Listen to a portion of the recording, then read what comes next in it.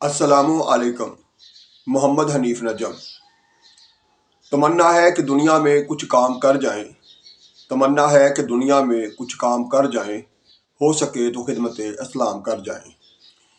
سچے مسلمانوں اور پیارے پاکستانیوں، آپ جہاں بھی ہیں، اللہ تعالیٰ آپ کو ہر وقت اور ہر حال میں تندرست رکھے، خوشحال رکھے اور آپ کی حفاظت فرمائے۔ سب سے پہلے آپ کا شکریہ کہ آپ وقت نکالتے ہیں اور پھر اس ویڈیو کو دیکھتے ہیں اور پسند آنے پر آگے لائک بھی کرتے ہیں، شیئر بھی کرتے ہیں۔ یہی وجہ ہے کہ آپ کے سبسکرائبر اب بڑھتے بڑھتے اس ویڈیو کے، اس چینل کے جو ہے وہ 1480-85 کے قریب ہو گئے ہیں، اور انشاءاللہ تعالی جلد ہم 1500 کا ہدف جو ہے وہ بھی چھو لیں گے۔ تو اب آج کی ویڈیو کا آغاز کرنے سے پہلے حسب روایت اپنے پیارے آقا حضرت محمد صلی اللہ علیہ وآلہ وسلم کے حضور نذرانہ عقیدت پیش کرتے ہیں۔ صلی علی نبینا صلی علی محمد صلی علی شفیعنا صلی علی محمد۔ سچے مسلمانوں اور پیارے پاکستانیوں، آج ہم اپنے پیارے آقا حضرت محمد مصطفیٰ صلی اللہ علیہ وآلہ وسلم کی جس حدیث پر سوچ بچار کریں گے، غور کریں گے اور پھر اپنے رب سے اس پر عمل کی توفیق مانگیں گے، وہ کچھ اس طرح سے ہے۔ حضرت محمد صلی اللہ علیہ وآلہ وسلم کا فرمان ہے، اللہ تعالیٰ سے محبت کرو اس لیے کہ وہ تمہیں اپنی نعمتیں کھلا رہا ہے۔ جامع ترمذی حدیث نمبر 3789 3789۔ میرے پیارے پاکستانیوں اور سچے مسلمانوں،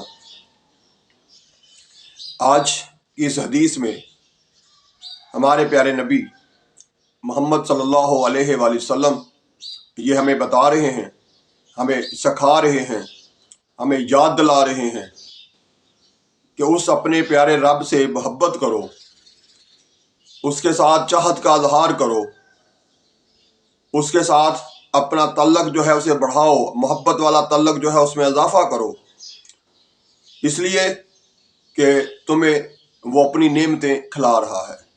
یعنی ہم سارا دن جو اپنی صحت کو برقرار رکھنے کے لیے، اپنی زندگی کو آگے بڑھانے کے لیے جو کچھ بھی ہم کھاتے ہیں وہ سارا کچھ اللہ تعالیٰ کی نعمتیں ہیں۔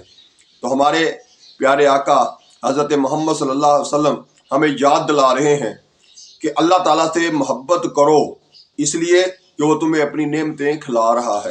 یعنی اس کی دی ہوئی نعمتیں کو جو کھاتے ہو اس پر اس سے محبت کرو۔ یعنی اگر ہمیں اپنے رب کی دی ہوئی نعمتیں کھائیں تو پھر ہمیں بھی تو وہ اگرتی چاہت سے ہمارے لیے رنگ برنگی نعمتیں فراہم کر رہا ہے، کبھی سبزیوں کی صورت میں، کبھی پھلوں کی صورت میں اور کبھی مختلف اور اجناس کی صورت میں۔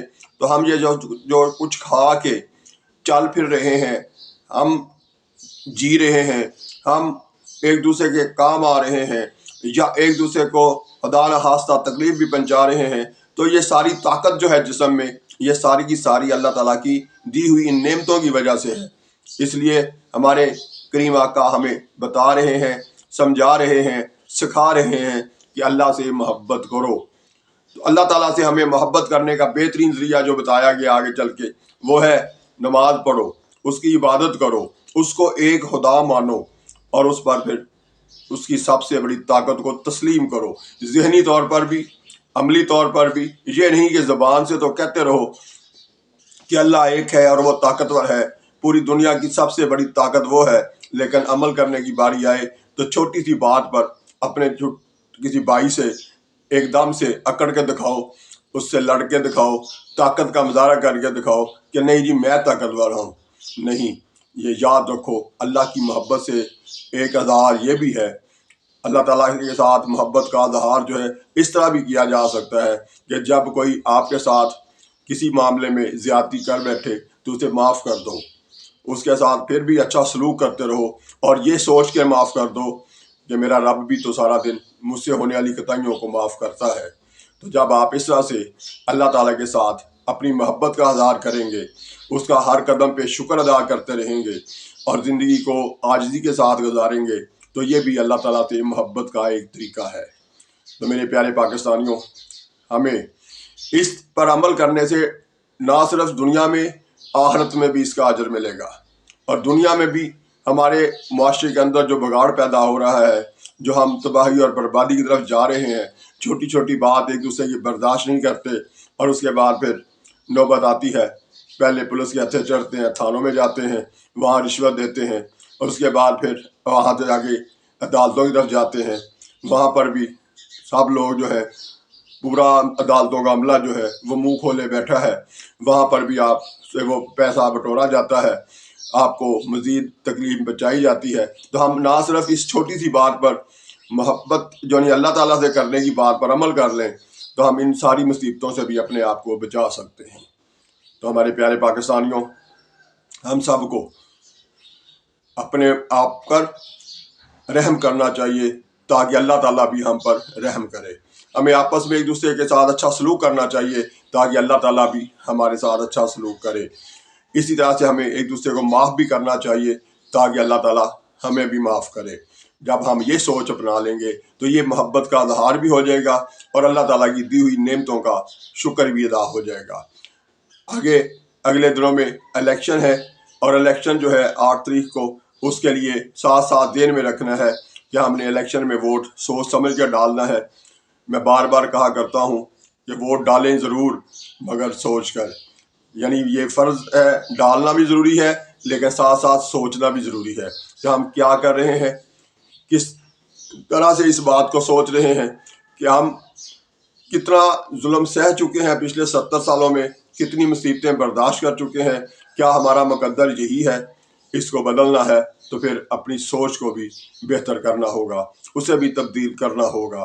سوچیں، غور کریں اور پھر ووٹ ضرور ڈالیں۔